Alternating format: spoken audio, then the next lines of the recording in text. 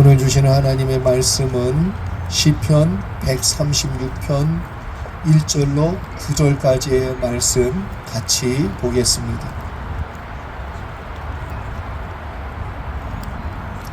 여러분, 간지 안에도 성경 구절을 저희가 적어놨으니까요, 맨 앞장을 보시면 있습니다.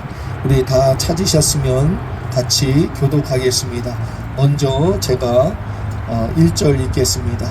여호와께 감사하라. 그는 선하시며 그 인자하심이 영원하미로다.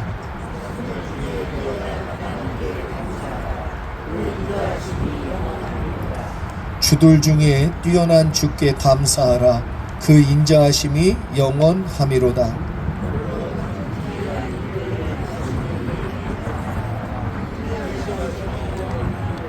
지혜로 하늘을 지으신 이에게 감사하라. 그 인자하심이 영원하미로다.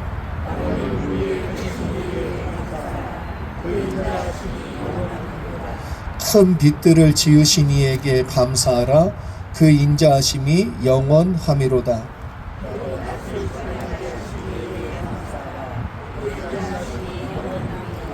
같이 읽습니다. 달과 별들로 밤을 주관하게 하신 이에게 감사하라. 그 인자하심이 영원하미로다. 아멘. 오늘 또 특별한 야외 예배를 두 번째로 드립니다. 두 번째로 끝났으면 좋겠습니다. 아멘을 안 하시는 거 보니까 계속 두 번째로 끝나고 세 번째는 들어가서 예배 드렸으면 좋겠습니다. 분당 우리 교회 이찬수 목사님께서 2020년도에 감사라는 책을 썼습니다. 요즘 제가 그걸 읽으면서 참 감사라는 내용을 되새겨보고 있는데, 그때 목사님께서 개인적으로 참 어려운 시기를 보내셨다라고 고백합니다. 교회의 여러 가지 내용들, 특별히 앞으로 있게 될 계획들을 여러분 아시는 것처럼 교회가 분립했잖아요. 그러한 것들을 생각하며 그리고 그러한 내용들을 나누기 시작했는데, 여러 난관에 부딪히기 시작했고 반대하시는 분들도 있어서 고민이 참 많은 시기였다라고 합니다. 그런데 그 감사라는 책에 보면 이렇게 말씀합니다. 감사가 나를 살렸다. 그 어려운 시기에 감사가 당신의 마음을 지켜주었고 그리고 목회를 살린 거지요. 이찬수 목사님 30년 넘게 커피를 마시지 않고 살았다고 합니다. 그런데 그러한 어려운 과정과 일 중에 다시 커피를 마시기 시작하게 되었는데, 아침에 그 커피 한 잔을 마실 때에 참 행복했다고 그러더라고요. 그리고 마음에 감사가 넘치는 은혜를 받았다. 왜냐하면 그 커피를 마시면서 살아온 시간들을 되짚어보고 또 하나님의 은혜를 기억하는 시간들이었다라고 이야기합니다. 그러면서 커피 한 잔을 마시면서 두 가지를 항상 다짐했다고 그럽니다. 첫 번째는 오늘 하루도 하나님의 은혜로 감사하자, 이렇게 다짐을 했고, 또 하나는 오늘도 분에 넘치는 욕심을 품지 않는 하루가 되자. 그래서 마음에 분에 넘치는 욕심으로 마음을 채우지 말자, 이런 다짐을 했다고 합니다. 혹자는 이렇게 얘기했습니다. 현대인의 가장 큰 불행은 상대적인 빈곤도 아니요, 사업의 승패도 아니고 인생의 어려운 난관을 통하여 절망과 낙심의 마음이 생기는 것 때문이 아니다. 정말 현대인의 가장 큰 불행은 점점점 살기는 좋아지고 있지만 점점점 더 감사를 잃어버리고 있다는 것이다. 이렇게 말을 했습니다. 오늘 본문에서도 시편 기자는 감사하라는 말을 계속해서 반복하고 있습니다. 그래서 학자들의 시편 136편을 가리켜 그레이트 할렐이라는 시로 분류하고 있습니다. 위대한 감사의 시다라고 평가하고 있는 시입니다. 그런데 계속해서 시편 기자가 여호와께 감사하라고 선포하고 말하는 이유를 또한 계속해서 반복하여 언급하고 말하고 있습니다. 그게 뭐냐 하면 여호와는 선하시고 인자하시다. 여호와는 인자하시다. 이걸 계속 반복하면서 그러기 때문에 여호와께 감사해라 이렇게 말씀하고 있지요. 여기서 말하는 인자하심에 해당하는 헬라어 히브리어가 하스도라는 단어입니다. 하나님께서 이스라엘 백성과 맺은 언약에서 나온 표현이기도 합니다. 하나님은 언약을 맺으신 뒤에 신실하게 그리고 온전히 그 약속을 지키시는 하나님이시고, 그래서 하나님은 자비하심이 영원하다 이런 말씀이에요. 다른 말로 더 구체적으로 설명을 드리면 인간은 연약합니다. 인간은 상황에 따라 약속을 어길 수도 있습니다. 그러나 하나님은 신실하시고 하나님은 우리의 잘못과 실패와 실수에도 변함없이 인자한 마음을 영원히 갖고 계시기 때문에 하나님께서 그 언약을 반드시 이루어 주실 거다. 그렇기 때문에 하나님께 감사해라 이런 말씀으로 우리에게 말해주고 있는 것이지요. 그래서 여호와께 감사하라는 명령의 근거는 이스라엘 백성과 맺은 언약을 영원히 지키시며 성실하게 이행하실 하나님, 그래서 인자하심과 자비를 영원히 베풀어 주실 그 하나님을 바라보고 하나님께 감사하라 이렇게 가르쳐 주고 있는 것이지요. 여러분, 뉴욕에 가면 브루클린 교회라고 있는데 그곳을 담임하고 있는 에반스 목사님은 결장암에 걸리셔서 24개월 동안 투병 생활을 하셨다고 합니다. 그 아픈 중에, 그 힘든 중에 목회를 계속 이어가셨는데 그분이 수십 년간 목회해온 그 기간 동안에 부응했던 경험보다도 그 24개월 짧은 기간 동안 몇 배나 성장하고 몇 배나 교회가 더욱더 은혜가 충만해졌대요. 목사님이 아프면 그런가 봐요. 또 그렇게 기도하시면 안 됩니다. 아멘을 크게 하시려고만. 이분이 인터뷰를 할 때에 목사님 교회가 이렇게 부흥하고 성장하게 된 비결이 무엇입니까? 라고 에반스 목사님한테 인터뷰하고 물어볼 때에 투병기간 내내 이분은 4가지 항목의 신앙의 고백을 항상 에브리데이 아침마다 이걸 자기 마음속에 선포하고 고통을 이기며 목회에 승리하게 되었다라고 얘기합니다. 그 중에서 가장 중요한 첫 번째를 강조하며 말씀하시는데 그게 뭐냐 하면 내가 받은 축복을 헤아려 하나님께 감사할 것이다. 괴로울 때 과거 행복하게 해주신 하나님의 은혜를 되짚어보며 감사할 것이다. 이렇게 자기 자신한테 다짐하고 선포하고 하루를 시작했대요. 그 첫 번째 다짐이 뭐냐? 가장 중요한 다짐이 뭐였냐 하면 감사하겠다는 거예요. 감사하겠다.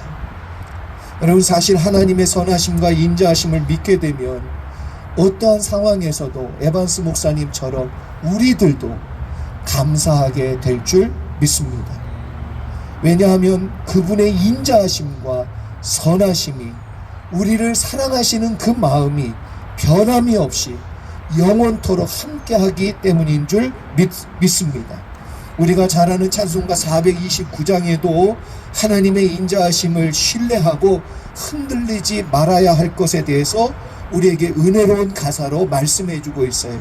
여러분 잘 아는 찬송입니다. 제가 가사를 불러드리면 세상 모든 풍파 너를 흔들어 약한 마음 낙심하게 될 때에 내려주신 복을 세어라. 주의 크신 복을 내가 알리라. 받은 복을 세어 보아라. 크신 복을 내가 알리라. 받은 복을 세어 보아라. 주의 크신 복을 내가 알리라.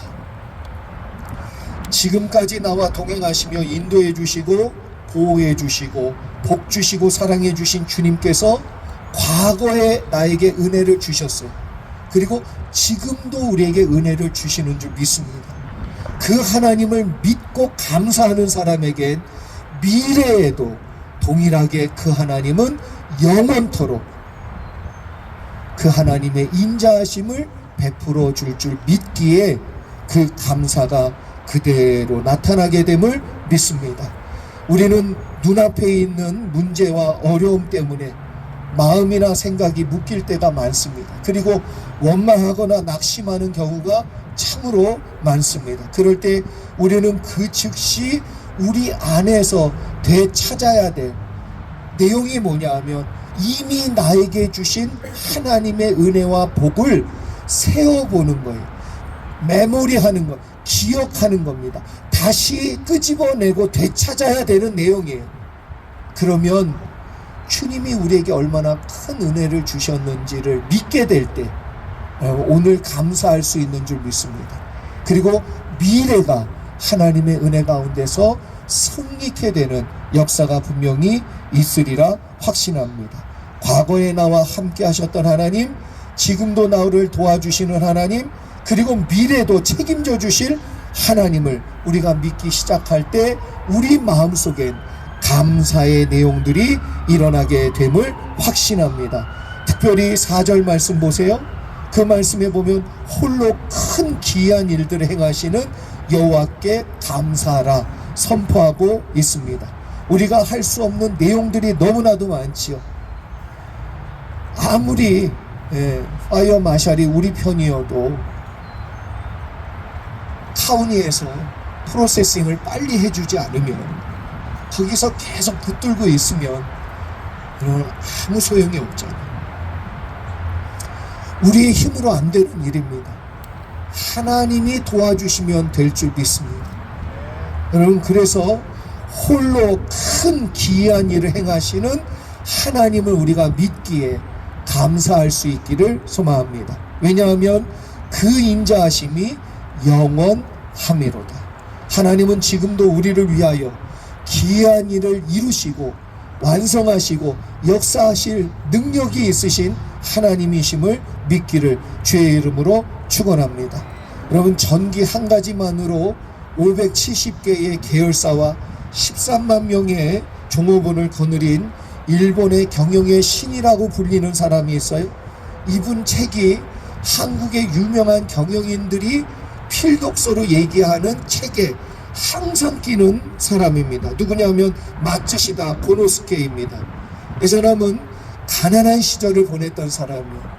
참 힘들게 살았습니다. 그래서 어려서부터 자전거 가게 점원으로 시작해서 대기업을 그냥 맨 땅에 헤딩하듯이 아무 자본 없이 일해가지고 만들어낸 사람이죠. 이 마츠시다의 사업 성공의 비결을 물을 때에 이 묻는 기자에게 이 사람은 3가지 감사의 조건이 나에게 있었기 때문에 내가 성공할 수 있었다라고 밝히고 있습니다. 그 첫 번째 감사의 조건은 뭐냐 하면 11살 어린 나이에 부모님을 잃었기 때문에 남들보다 일찍 철이 들어서 이렇게 성공할 수 있었습니다. 남들이 생각할 때는 불행할 수밖에 없는 조건이, 이 사람은 차라리 부모님이 돌아가신 이 내용을 바꿔서 철이 일찍 들 수 있는 기회가 되었다라고 고백하며 말하고 있지요. 두 번째 감사의 조건은 초등학교 4학년 학력이 전부였기 때문에 남보다 열심히 공부하게 된 것이, 또 많은 책을 읽게 된 것이 이렇게 성공하게 된 이유가 되고 조건이 되었습니다. 세 번째 감사한 조건은 몸이 약했기 때문에 일찍부터 건강에 신경을 썼기 때문에 은퇴하는 순간까지 건강의 문제로 사업에 지장이 하나도 없었던 것이 감사합니다. 여러분, 다른 사람들에게는 실패의 조건이고 분명히 최악의 조건이라고 말할 수밖에 없는 상황이에요. 그러나 이 사람은 먼저 그 안에서 감사의 조건을 찾고 열심히 일하며 그것을 자신의 인생의 불행이라고 생각하지 않고 도리어 기회라고 생각했어요. 그리고 그것을 감사했습니다. 그리고 그 조건에서 더 최선을 다했는데 그것이 성공할 수 있는 비결이 되었고 조건이 되었다라고 말하고 있어요. 여러분, 우리의 눈으로 바라볼 때 어려운 상황과 조건만 보지 마시기 바랍니다. 나에게 주어진 환경 속에 하나님의 은혜가 있음을, 그리고 하나님의 도와주심이 있음을 바라보기를 축복합니다. 그분은 인자하세요. 그리고 그 인자하심이 영원한 줄 믿습니다. 그러기에 주께 감사하라. 주께 감사하라. 우리 옆 사람에게 다시 한번 인사하지요. 주님께 감사합시다. 그럼 본문에서 시편 기자가 5절로 9절까지의 말씀에 뭐라고 얘기하는지 아십니까? 세상을 창조하신 하나님을 증거하고 있어요. 그 하나님께서는 못 이루실 일이 없는 줄 믿습니다. 못하실 일이 없는 줄 믿습니다. 유대인의 지혜서에 보면 이런 말이 있습니다. 패자는 없는 것으로 불평하지만 승자는 있는 것으로 인하여 감사한다. 그 사람이 승자가 될 것이냐 패자가 될 것이냐는 것은 그가 현재 어떤 상황에 놓여 있느냐, 어떤 조건 가운데 있느냐가 아니라 그가 그 상황을 바라보며 감사할 것이냐 아니면 불평할 것이냐, 그 사람의 마음의 선택에 따라 달라진다는 것을 말씀하고 있는 것이지. 그래서 감사는 조건이 아닙니다. 감사는 여러분은 마음속으로 하는 선택입니다. 감사를 선택하면 승자가 될 줄 믿습니다. 우리의 신앙과 믿음의 방향을 결정하게 만드는 가장 중요한 요소가 뭐냐? 감사를 붙잡는 겁니다.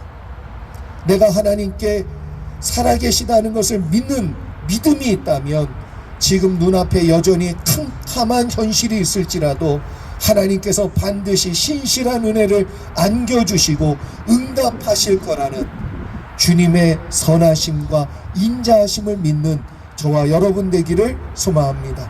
사랑하는 성도 여러분, 청교도들이 미국에 처음으로 건너올 때 얼마나 어렵고 힘든 상황이었는지 몰라요. 많은 사람들이 죽었습니다. 그럼에도 불구하고 그들이 첫 해에 제일 먼저 한 일이 뭐냐면 감사절을 만든 거예요. 그리고 7가지를 감사했다고 합니다.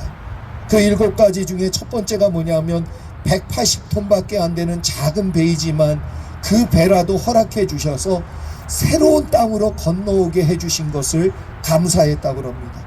두 번째는 아주 느린 속도였지만 도착할 때까지 계속해서 전진해서 올 수 있도록 하나님이 적절한 바람을 불게 해 주심에 감사했다고 합니다.